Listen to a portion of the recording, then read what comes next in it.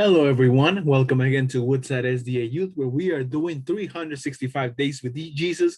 That means that every single day of the year 2021, we want to spend a little time reading the Word of God. I know we're going through so many things. Every single month, it seems like there's something big going on. There's people suffering in a lot of countries. There's a lot of things going on with this country. If you're in the USA, the pandemic, all these crimes of injustices are going on to a lot of people. We're just going through so much, right? And we're also in the middle of a pandemic. I'm pretty sure no one has ever lived through that. Well, most of us haven't. And now we're just being hit with so many things from around the world. The medias are, technology is increasing and the media is now able to bring us more news from around the world. And we now see so much pain and suffering around the world. We see that Jesus' second return, it's closer than it seems, right? And it is very crucial for us to spend a little time with Jesus, to read his holy word, because the Bible, someone said that it's an acronym that says basic instructions before leaving earth. And now if we want to leave earth, guys, we need some basic instructions. We need to read the word of God. We see that the end of the world is getting closer and closer. And God said this in the prophecies in the Bible. And we need to, strengthen our faith. We need to be more prepared than ever so that we can stand tall, so that we can stand firm when we are faced with the obstacles in our life, when we are faced with, with the hard events that are going to come. So this is the point of this whole project that we're doing, so that we can strengthen our spiritual life and that you can strengthen your spiritual life. It's not to brag saying that we read all the Bible, but, it is a way that we can get closer to God.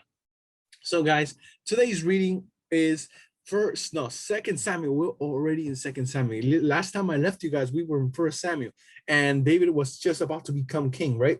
Now we're in Second Samuel, and we're heading towards the end of the book of Second Samuel, towards the end of the story of David. And see how fast we just read through these books. It's just a week. We're already almost towards the end of the story of King David. So today we were supposed to read Second Samuel chapter 21 and chapter 22. And so chapter 21, we see a very interesting story that maybe not a lot of us didn't know about. I knew because someone brought, I read this story before, and also other pastors have preached about this particular passage. It talks about the Gibeonites wanting revenge for what King Saul did to them in the past, right? And they ask for they didn't really want war with David. They didn't want to, slaughter all his men and stuff like that. They just wanted to kill 7 descendants of King Saul so that they can avenge what King Saul did to them, right? And King Saul did to them really bad things, right? He was supposed to protect them, but then he decided to annihilate the men there. So that was very terrible. After that, towards the end of the chapter, we see the wars against the Philistines. We see David being a war hero again, but we also see that David was getting a little tired, exhausted, how the chapter puts it. And that is because David is now getting a little older. He's coming towards the end, right? But he's still fighting for the Lord, which is amazing. And in this chapter, we see a little bit, towards the end of this chapter, we see a little bit of the heroes that David had. Especially one of David's brothers was actually a war hero. We see them killing giants in the end of this chapter, which is amazing. I wish there was a movie about David that included these wars, guys. I just love, I don't know if you guys seen medieval movies in the theaters where there they show big giant monsters or giants walking in the wars and stuff. I'm pretty sure this is something similar to that. There were giants here, and it was just cool. I'm pretty sure it would have been cool to witness. Obviously, it's probably a slaughterhouse when it was actually took place, but these are very interesting stories, guys. If we don't really have to buy fancy books to get cool stories. We find them here. We also had to read chapter 22. Chapter 22 is a beautiful psalm. You can also find this whole chapter in the book of Psalms. It's a song of David praising God, the Lord, because of all the victories that he was able to get because of God. He's giving thanks to God for the victory over the Philistines, for giving him help, for rescuing him. He's giving all the credit to God. So that's where the 2 chapters were about. So like we do on these videos, we're going to talk about 3 things. First, what new things that I learned. Second, what questions do I have about the reading? And third, what messages does God have for me? What can I apply to my everyday life? So first, what new thing I learned? One new thing I learned is that, I don't know if you guys remember, but when King Saul and Jonathan and his brothers were killed, they were taking, the Philistines took them to like this fountain and they hung their bodies as a sign of disrespect, right? But the people from Jabesh Gilead, since King Saul was a hero to them, and he was, if we read at the beginning of First Samuel, because he was a war hero, these people went and they stole the bodies of King Saul and Jonathan, and they brought them and gave them a proper burial, right? They kept their bones. And in this chapter, 2 Samuel 21, we see that David actually goes and gets those bones from those people, and then he brings them to them, and he buries them in the tomb of King Saul's father, Kish, right? In the land of Benjamin. And this was very interesting because I thought that, they just, people from Jabesh Gilead kept those bones, but David, I can pretty much see David crying as he did this, grabbing the bones of King Saul, grabbing the bones of his best friend. Just imagine that, right? And just going and give them the proper burial. It must have been a very emotional scene. I didn't know that. It's hard because I don't know how many of us have lost a close friend. It's very, very difficult. And for David, to go and give his, I'm pretty sure none of us will ever be in this position where we go and find our dead loved one and give them a proper burial, right? Most of us living in the United States, when some tragedy hits, when death hits, we have a lot of processes. There's a lot of people helping us with the, with the burial, with the funeral services and everything. Back here, it was war, so he had to do all those hard things.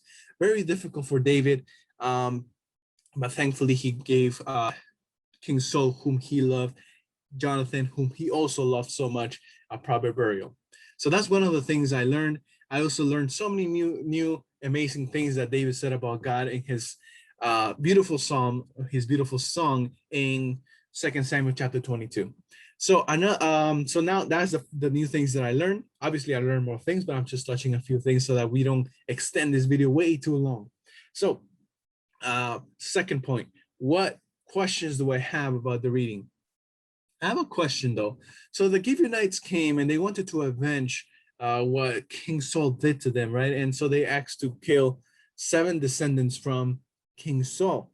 Like, so in my head, I'm like, really? Like, David just handed them 7 descendants? Like, what if it wasn't their fault that, you know, they died, like it wasn't their fault that King Saul killed these people. It wasn't their fault that King Saul annihilated them, and he killed their man. It wasn't their fault that Saul did all those terrible things. So why did they have to die, right?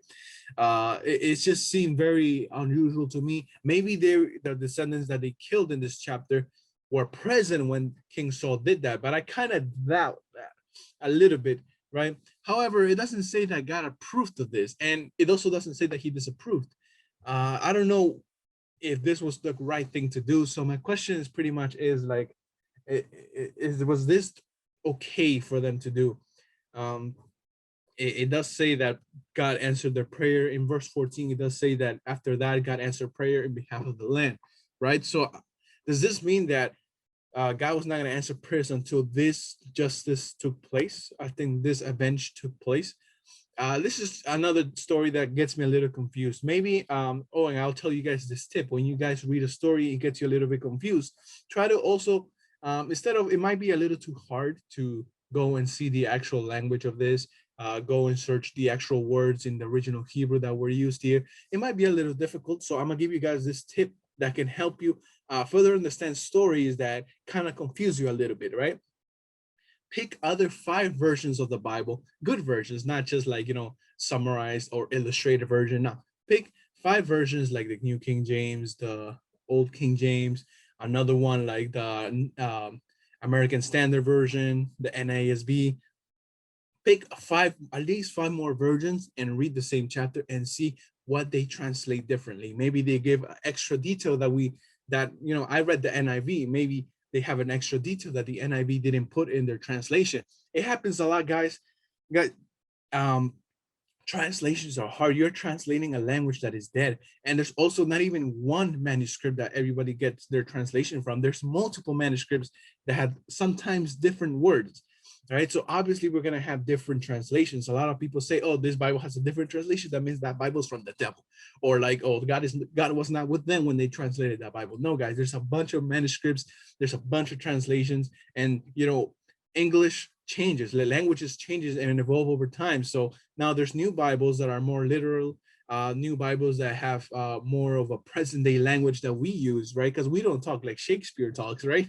Um, so right now I'm puzzled by this, but I'm gonna go to other versions of the Bibles in English and maybe in Spanish, because I speak Spanish too. I might go and read those too, so I can get bigger ideas of what the chapter's trying to say. So that's one of the things, that's one of my questions, and that's one of the tips that I want to leave with you guys.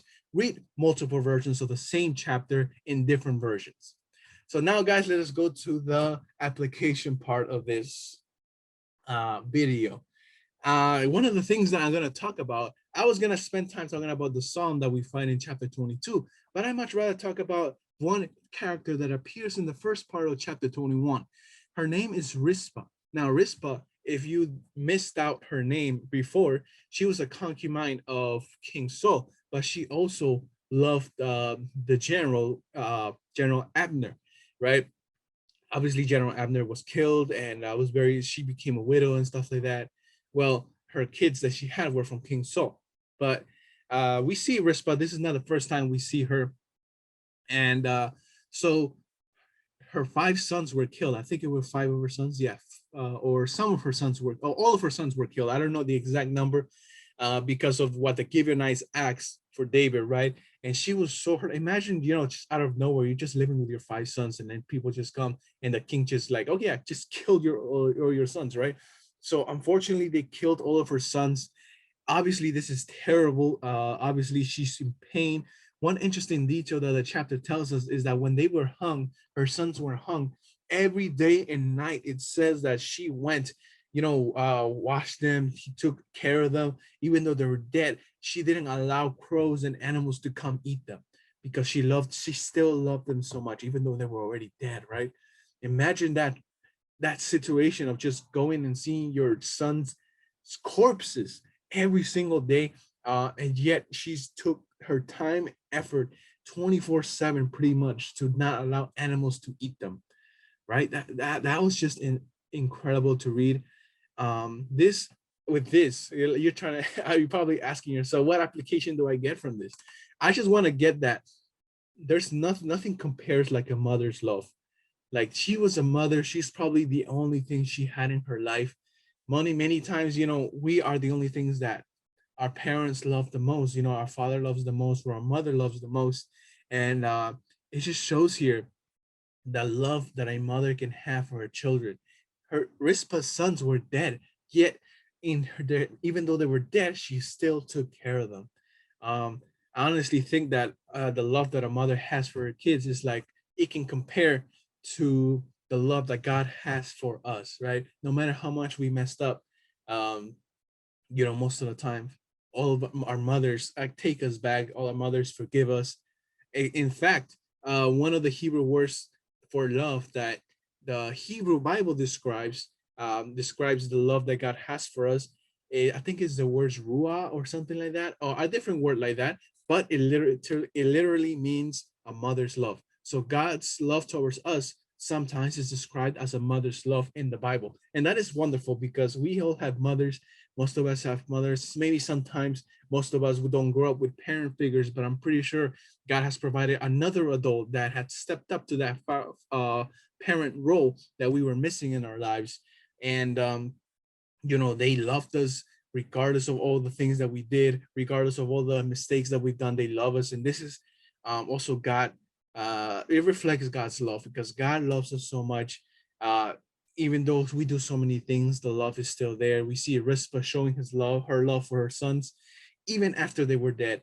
So it was very impactful for me to see that. And I just want to let you guys know that if you haven't called your parents in a while, if you haven't conversed with your father, if you haven't conversed with your mother, or if maybe you don't have a father or mother, but you haven't conversed with probably someone who took care of you, someone who appreciates you that much, who appreciates you a lot. If you haven't talked to them in a while, now is the time or that I want to use to remind you, to call these people, or send them a simple text message saying, hey, I missed you. I was thinking about you. That is the message that I have, guys. We're going through many difficult times. We're going through times that we see in the news, like every single day. You never know how your life is going to be. You don't know how your life is going to end. A lot of people in the news, they just go out to a place to hang out. They go out to work, and out of nowhere, someone just attacks them, and life is cut short. We're living in a very unjust world, and anytime we can lose someone. I know it sounds like a sad news, but that's reality. And it's very important for us to stay connected to the people that we love, to say, hi, how are you? Converse with these people, show them our love every single day. So that, let's say, God forbid, something terrible happens to them, we have no regrets saying, man, I never spoke to them in a while. I haven't talked to them in forever. I wish I did more. No regrets like that, guys. So message the people that you love. Maybe they might be going through something very hard, and just a message from you can uplift their spirits. So yeah, that is the message that I have for you guys today. I hope you guys enjoyed it. If you learned something wonderful from the reading today, even though it was a little tricky story, please leave it in the comments or send us a message if you felt that God was talking to you in this reading. So guys, that was the reading for today. That is the video. I hope you guys have a wonderful day, and I'll see you again tomorrow.